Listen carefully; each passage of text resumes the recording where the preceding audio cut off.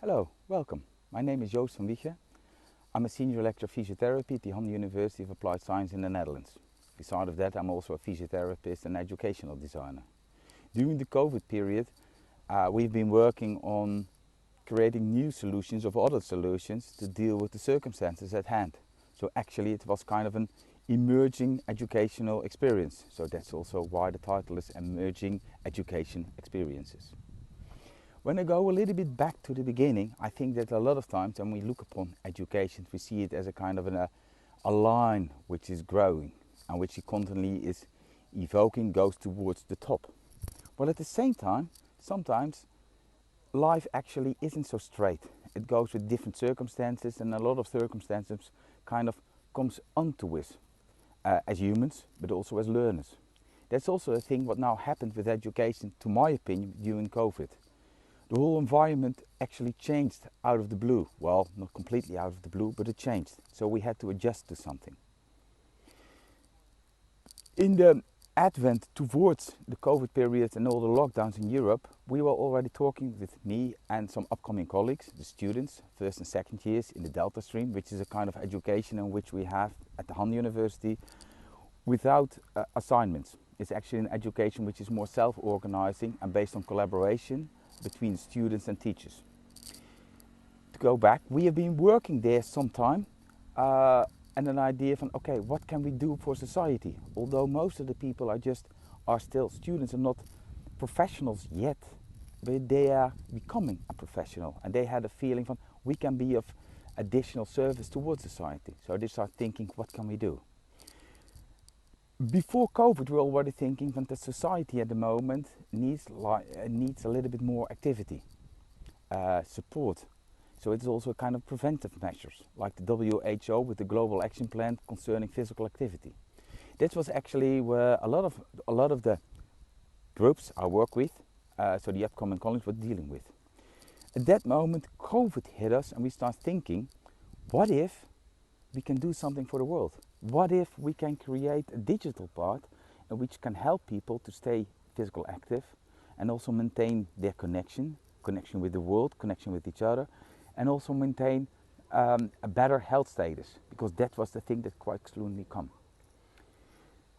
This was kind of the emerging idea. It was not an assignment, so the students, they came to me on a Thursday in March, the day before the lockdown. They said, can't we do something? I said, yeah, of course.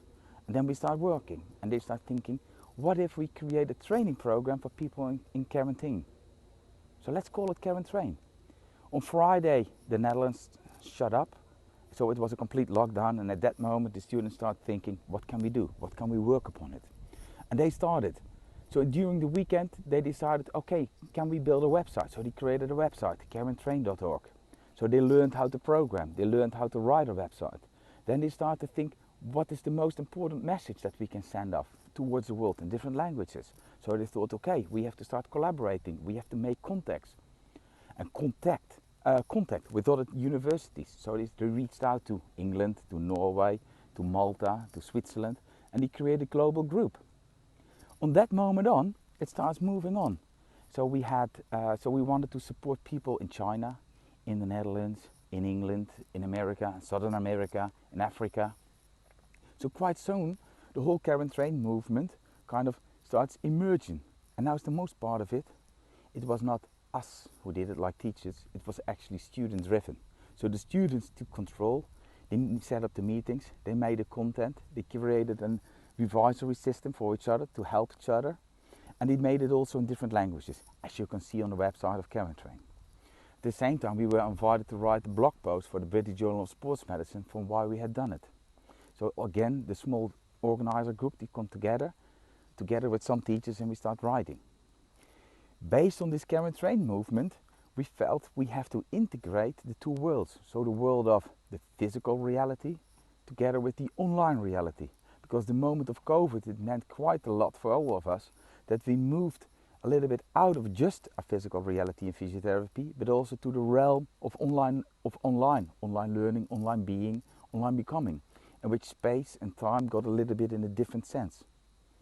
Most of the students had a little bit more experience than most of the teachers with it, based on Instagram, Snapchat, and that kind of things. So they were quite easy how to communicate. But it was quite hard how to bring physiotherapy service or also health service or health support or preventive work into the digital realm. So they start experimenting more by the idea of a kind of PP lung stockings. From I've never done it before, but maybe I'm very good at it. So they start doing and they start experimenting. Because in this case of this moment in time, it was not time to just wait and see. It was time to start moving and to start doing and acting.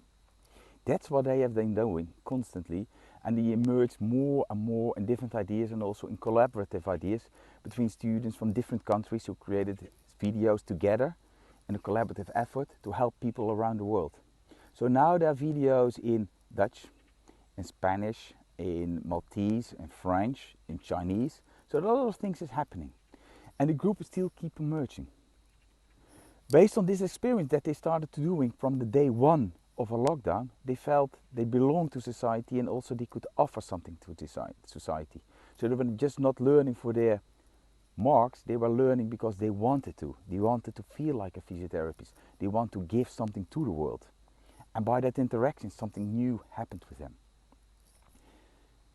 In the next phase of this one, the students came also up from, okay, how can we integrate more the online world into our daily practice as physiotherapists? Because as it looks like now, physiotherapy is moving a little bit out of the practice room, out of the laboratory, and actually into a digital realm in which we connect with people like we do now, by video, or by audio, or by text, in different ways. But that means also that we need to practice in it, because we have to get better in it. So we have to figure out how can we make it safe for all parties, and how can we learn from it. It's not like this is the only way. But for the future, we probably as physiotherapists, we have to embrace it a little bit more. That we not only see patients hands-on or live, but also we see them on a distance. So then also time and space can be separate. So actually the possibilities of physiotherapists are increasing and not decreasing. Although in this temporary moment, we have a kind of a difficulty, but at the same time, let's please embrace it and create a new kind of way of thinking out of it. That's what we did with the students, that's what we did with the upcoming colleagues, and actually they showed quite a lot of effort, they showed of intelligence, and they showed of initiative and created hope, not only for them, but also for everybody. Hope meant action, so hope and action, that's what we did. And even that, to support it, we created a kind of a movement in musical experiences. And that music experience created the QuaranTrain music, and I think it is a wonderful thing to keep on going on. The current process in QuaranTrain at the moment is that we created a physiology project between students, again student-led, first-year students collaborating together to expand more their understanding of physiology from a practical sense. What does physiology mean for exercises, for staying active, for physical activity? How can we help people in the world and help each other? I think that in this sense, it's now really time that we start learning together with the students what can we do. It's not about us and just see what are the boundaries, but actually within the new situation, new opportunities arise. Of course there are some constraints, but that kind of constraints are the challenges we have to work upon, like we have always did as a profession and as health professionals and as human beings. We have to create hope for each other, and it's possible.